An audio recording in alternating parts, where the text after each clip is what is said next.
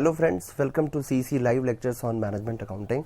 Myself Aditya P. Tripathi. I am here to continue our discussion on the topic of marginal costing. This is going to be part 9 of our lecture series on Management Accounting. And as I was discussing with you about key factor in previous lectures of mine, I told you what is key factor or limiting factor and how to deal with that. In today's lecture, I'll be focusing upon the sales mix and providing priorities to different types of product. At times we are dealing with number of products into our factory or in a factory setup, and we have to give priorities to say those products which are more profitable, because profit maximization is the ultimate goal of ours as a business enterprise. So we have to keep this thing in mind, how to prioritize our product in such a way that it can provide us the maximum profit. So now I'll tell you how to go for taking a product mix decision within the given framework of limiting factor or key factor. If the key factor is there and material is in shortage or labor hour is in shortage or machine hours are in shortage, then we have to go for making a decision that which product to focus upon, which product to leave. That is what is going to be our discussion today. So I'll basically be focusing upon these two aspects in today's lecture of mine. First is what is product mix decision amid key factor, and second is how to go for giving priorities to certain products and ignoring others which are less profitable. So we'll be telling you how to go for providing priorities to those products which are more profitable in relation to those which are less profitable, right? So straight away I'm coming to a practical problem. There is a company called LK Limited. It is producing 3 products and they are furnishing you some data. They are dealing with 3 different types of products named as product A, B and C. And if you look at the question, selling price per unit is given to be rupees 100 for A, 75 for B and 50 for product C. They are also providing you the PV ratio, profit volume ratio, 10%, 20% and 40%. Along with this, they are reporting you maximum sales potential. Now this is something which we need to understand. What is maximum sales potential? This is the maximum sale which this specific type of product can offer or can cater to. For product A, maximum sale can be 40,000 units, for B it can be 25,000 units and for C it can be 10,000 units. So question is reporting you that whatever, when you are deciding your composition of A, B and C, keep this thing in mind that maximum sale for A can be 40,000 units, for B it can only be 25,000 units and C it can be 10,000 units. So even if it is going to be more profitable than 2, you cannot allot more than 10,000 units to C, more than 25,000 units to B and more than 40,000 units to A. This is something which you have to keep in your mind.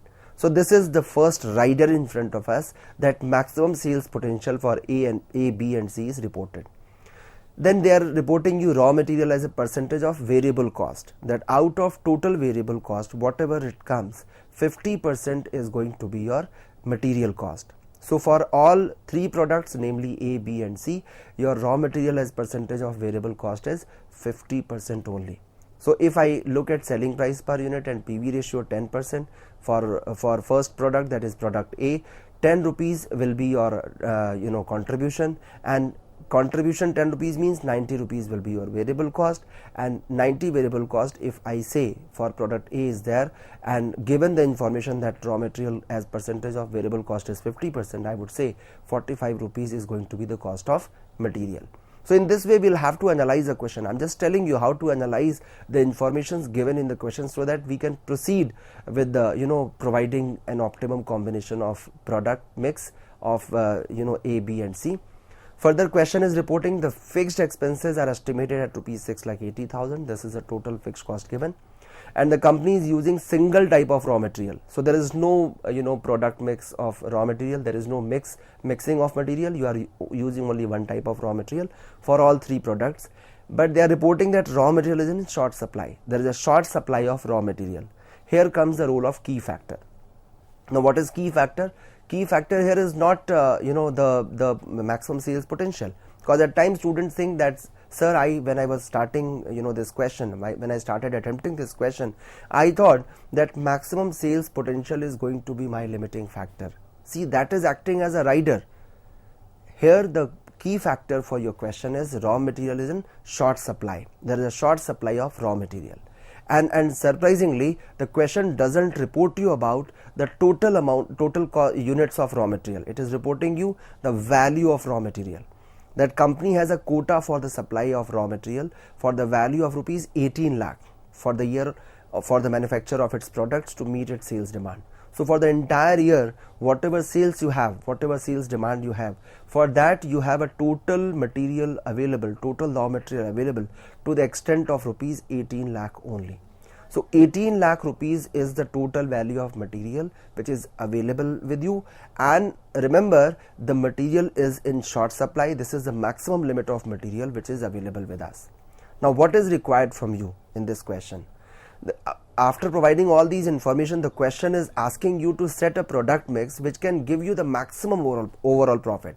Remember, you have to provide that permutation or combination of A, B and C which can give me the maximum profit, because your objective is to maximize the profit. So you have to provide that combination which can give maximum overall profit with material as key factor. And not only that, they are also asking, they are not leaving you with this option only that you have to only report what should be the combination of A, B and C. Moving ahead, they are asking you that you have to show that value of profit. You have to compute the maximum profit. So with this question, I'll now suggest you how to go for attempting this question of key factor, where you have material in short supply but units are not given, unlike previous question where we had material in short supply but that was in terms of units. Here you have material in short supply but it is in terms of rupee, that is rupees 18 lakh. So this question is reporting you with these informations and asking you to provide a combination, to provide a sales mix which can retrieve the maximum profit to the firm with the combination of A, B and C, and they're also asking you to compute the maximum profit. Now I'll proceed with the solution. I'll tell you how to calculate. We'll actually now be preparing a statement of profitability. Remember, the modus operandi or the broad principle of doing the computation or suggesting a product mix remains the same. It doesn't change. We'll have to give ranking in terms of PV ratio only, in terms of contribution only, but since there is a key factor, there is a short supply, so that component will also come into the picture. So let us see how to proceed with that. You are provided with the selling price, all informations which are given in the question. For your convenience, what I have done while attempting the question, I have given labels of A, B, C, D, E and F to all the components, right? So first A, if you look at the first column, I have written A, and A is representing selling price for all three products A, B and C. For A, selling price as given in the question 100, for B 75 and C 50. Now it is quite easy for you to calculate contribution per unit, which I have shown in column C, where in the row C we have written contribution per unit. And if you look, how do we calculate contribution per unit? Very simple, selling price into PV ratio. So for your understanding, we have written here A into B, which means selling price into PV ratio. So if you compute 10% of 100 rupees for product A, contribution comes to be 10 rupees. For B, it is 20% of 75 rupees, it comes to be 15, and for C, that is 50 rupees selling price, it comes to be 40%, and when you compute 40%, it becomes 20 rupees. This is your contribution per unit, right? So I hope you have understood how to calculate contribution per unit by now. Once we know the contribution, earlier what we were doing, we were computing contribution with the help of sales and variable cost, but now it is other way around. We are provided with the contribution and the selling price, and what we need to calculate? We need to calculate variable cost. Very simple, A minus C, that is selling price minus contribution what we have calculated. So I'm just exemplifying one. For product A, selling price is 100 rupees and contribution is rupees 10. 100 minus 10 becomes 90. The same process we shall apply for B and C also, and it will give us the variable cost of rupees 60 and 30 respectively. So sales minus contribution per unit will result into the value of variable cost we have computed. Now what we'll do, we'll have to calculate raw material per unit. Why so? Cause contribution for raw material per unit we can calculate. Raw material per unit given in the question is, it is 50% of your variable cost. And what is my variable cost? 90 rupees. So 50% of 90 rupees for product A becomes 45 rupees. For product B it becomes 50% of 60 rupees becomes 30 rupees, and for product C 50% of rupees 30 becomes 15 rupees. So here one step is being added because the examiner is asking you to calculate the value of raw material per unit as well. Otherwise, normally in questions, what happens? Raw material per unit is given. You find raw material per unit as a given value. So there is no point doing the calculation. But this question is, again adding one more step for you to calculate raw material per unit. Once it is calculated, it is quite easy for you to calculate contribution per rupees 1 of raw material. Now, my dear students, I am here telling you how to calculate contribution per rupees 1 of, per unit of currency I am using here. I am not saying contribution per kg of material. Earlier, what we were doing in previous questions, where the short supply of material was there and it was given in terms of quantity, that is kilograms, or in terms of units, we were computing contribution per unit of raw material, or contribution per labor hour of that machine, whatever is given, contribution per machine hour, it was computed. But here it is entirely different, because you are computing contribution per rupee 1. Since we are talking about Indian scenario, amount is given in rupee. In terms of rupee, will go as per contribution per rupees 1 of raw material. Very simple it is to calculate. If you see, I have written here as formula C divided by E, where C stands for contribution per unit and E stands for raw material per unit. So if you look at contribution per unit, it is 10 rupees and it is divided by raw material per unit 45. 10 rupees when we divide it by 45, you get contribution per rupees 1 of raw material for product A, that comes to be 0.22, that is 22 paisa.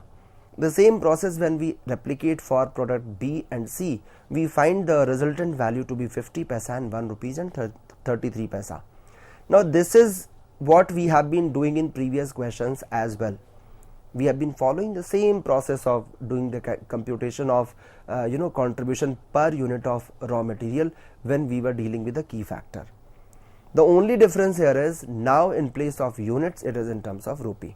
Now next step is what? We have to do the ranking of your products in terms of their contribution.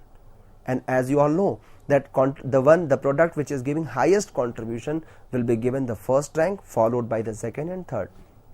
So if you look at in the row F, you will find contribution per rupees 1 of raw material to be highest in case of product C, which is 1.33 rupees. So I'll be assigning first rank to product C, followed by the second highest value. Second highest value is obviously not A, it is product B, because it is having 50 paisa of contribution per unit per rupees 1 of raw material. So I would give second rank to product B and third rank will be given to product A.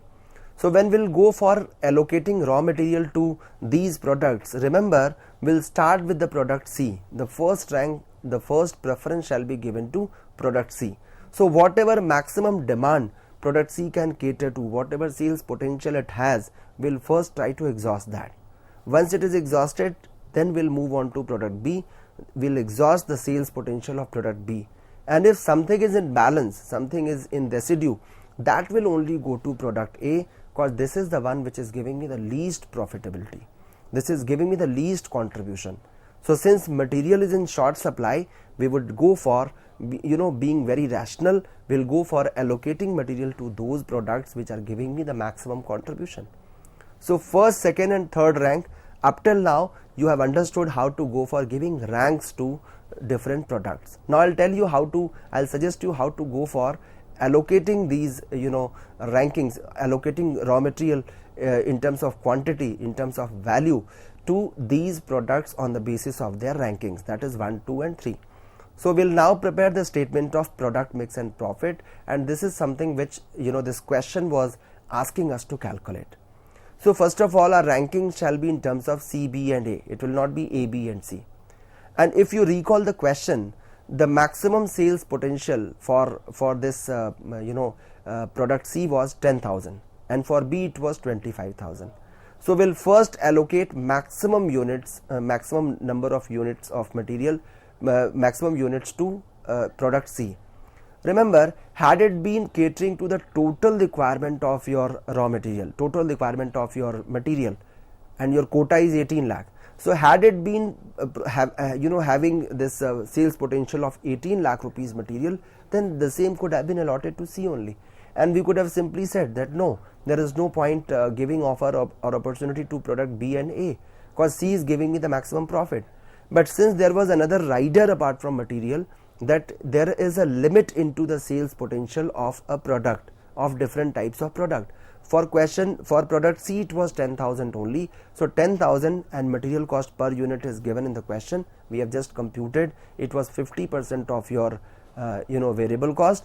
So for product C it was 15 rupees, 10,000 into 15, it becomes the total cost of material for product C, it is 1,50,000, right? And contribution per unit given was 20 rupees. When we'll actually multiply, we'll get to know the total contribution.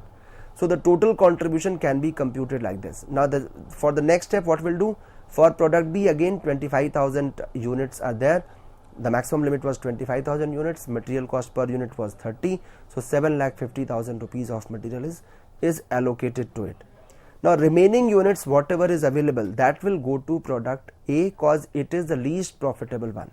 It is the least profitable unit for us. So what we'll do, we'll actually go for taking 20,000 units into 45 rupees. 45 rupees is material cost per unit. So 9 lakh rupees, remember it is a balancing figure.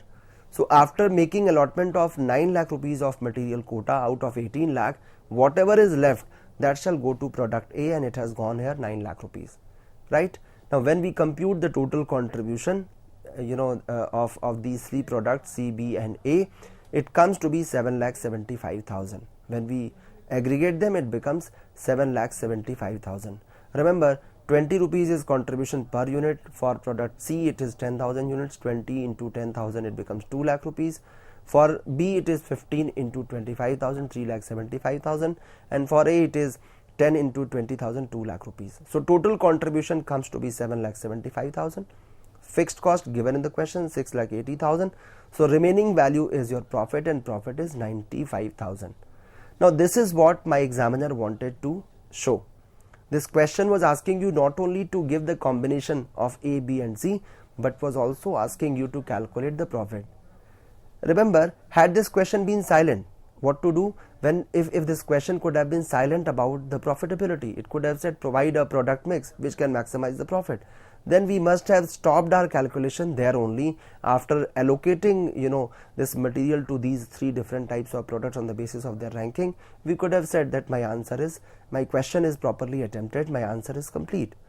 But here the examiner is adding to your task, also demanding for computation of profit, and that profit you have calculated, total contribution minus fixed cost, that is 95,000 rupees is your total profit.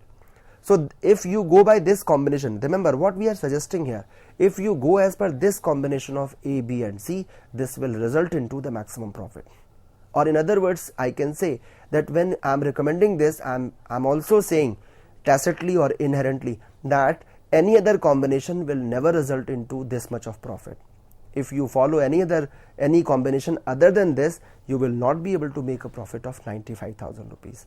So my dear students, in this way you have learned how to go for allocating your shortage of material into different products on the basis of contribution per rupees 1 of material, along with the condition where you have a sales quota also, where you have a limit of sales potential for each and every type of product. So here, what is the learning point out of this question? Point of learning here is that at times you feel that sales is my limiting factor, but that is only acting as a rider. It is not your limiting factor. What is your limiting factor? Limiting factor is your material. So you have to keep this thing in mind, that many a times you will come across a question where you have multiple riders along with one key factor. Normally key factor comes from either material or labor or overheads, right? So these are the limiting factors or key factors. Rest all is a rider.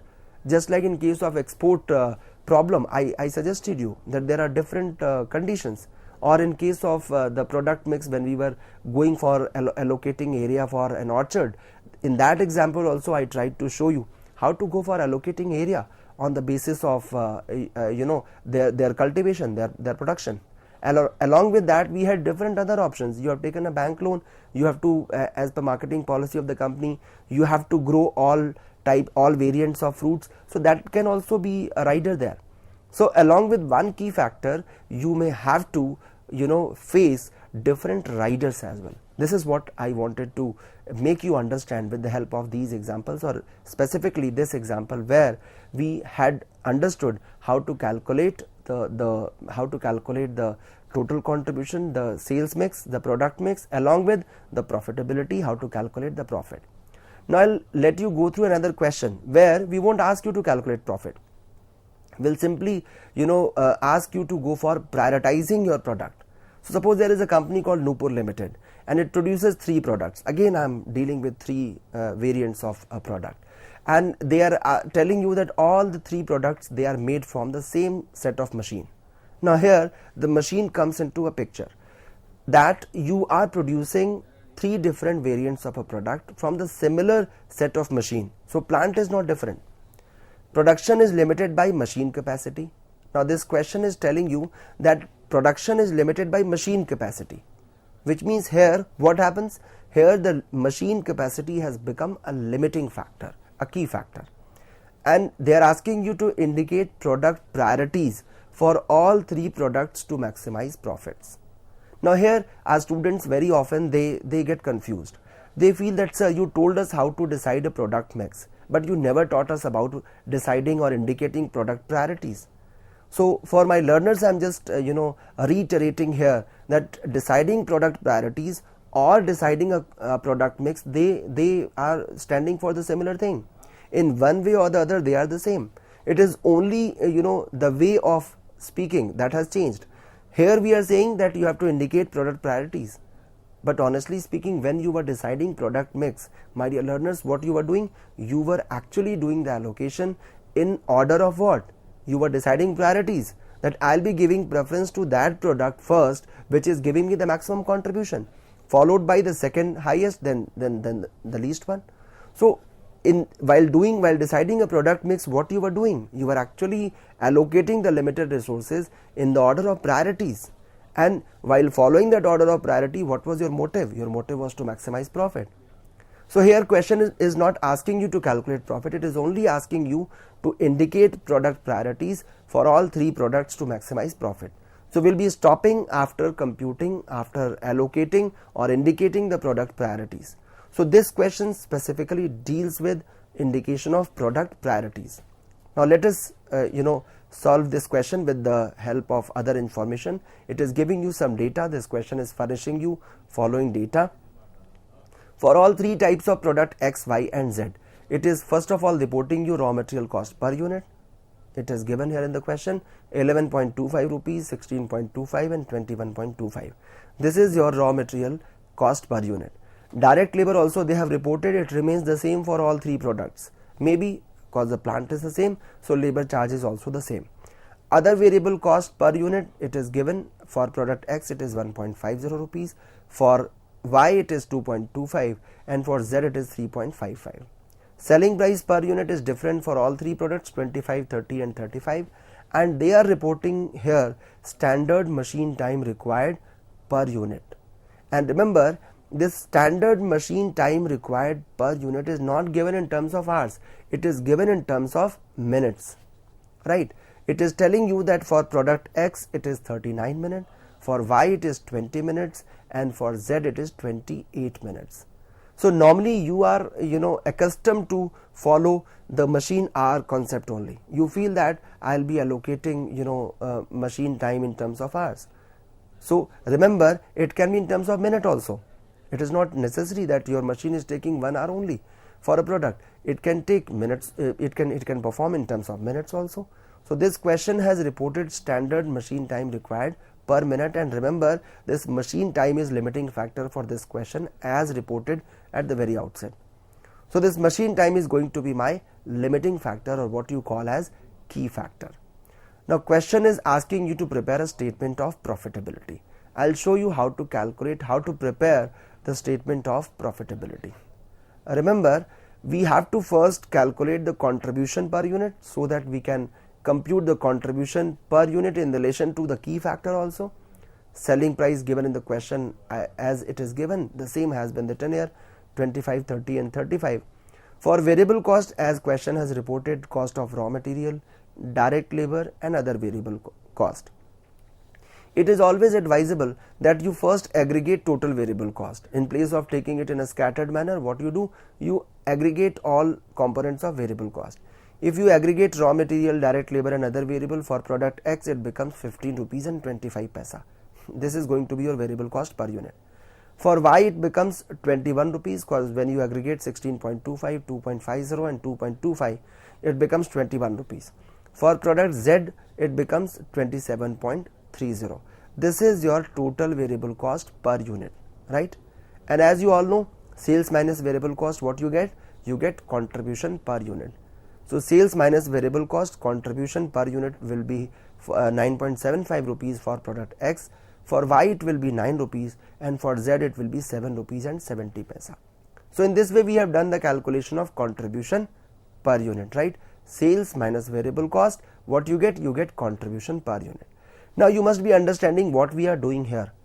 Had there been absence of limiting factor or key factor, we could have followed these values, these contribution per unit, for the purpose of ranking.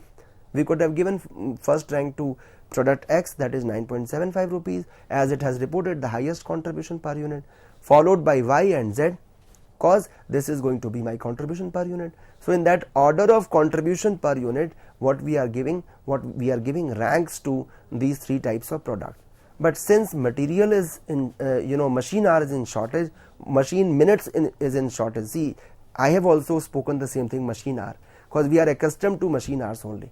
But here the question is reporting machine minutes, right, in terms of minutes.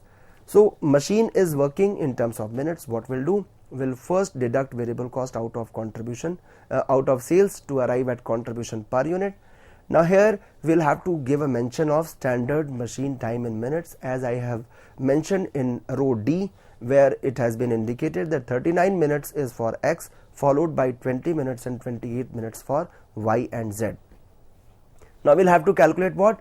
Contribution per minute of this machine time, machine working. So machine time is computed, is related to now contribution. Very simple, it is C by D, that is contribution per unit is divided by machine minutes, and once we divide it, we get what? We get contribution per minute. And here the entire scenario changes. First rank goes to which product? Y. Second goes to the second highest, that is 27, roughly 27 paisa for product Z, and X is getting the least value, that is 25 paisa, so it has got third rank. Now when we are giving ranking, here we are not writing rank, we are writing product priorities. So this is what we have to report here in this question. Only what has changed? The nomenclature has changed. We will not calculate the profit, because the question has simply asked us to indicate the product priorities. So with this, I hope you must have understood how to deal with the question of product mix and product priorities when you are dealing with a key factor. I hope you must have understood and enjoyed today's lecture of mine. Thank you so much.